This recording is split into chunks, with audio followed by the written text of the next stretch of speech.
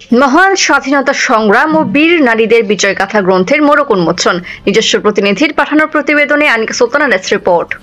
অমর একুশে গ্রন্থমেলা 2025 উপলক্ষে কবি, গল্পকার, ঔপন্যাসিক ও গবেষক গুলশান আরা রুবির মুক্তিযুদ্ধ ভিত্তিক গবেষণা গ্রন্থ মহান স্বাধীনতা সংগ্রাম ও বীর নারীদের বিজয়গাথা বইয়ের মোড়ক উন্মোচন অনুষ্ঠিত হয়েছে।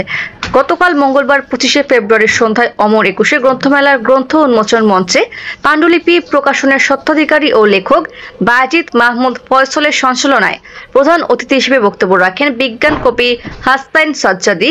অন্যান্যদের মাঝে বক্তব্য রাখেন অধ্যাপক ও কবি মাহবুবা বেগম, কবি মধুমিতা ফাল্গুনী, কবি তারিকুল ইসলাম, কবি শাহেক শোয়েব, কথাসাহিত্যিক দিলদার উদ্দিন, কবি রুহুল মাহবুব ও সাংবাদিক আল আমিন সালমান।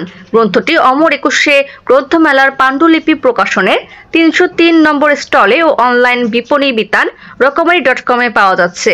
বইটির প্রচ্ছদ করেছেন ধ্রুব এস। আনিকা সুলতানা, দৈনিক আলো সকাল, অনলাইন মিডিয়া, সুনামগঞ্জ।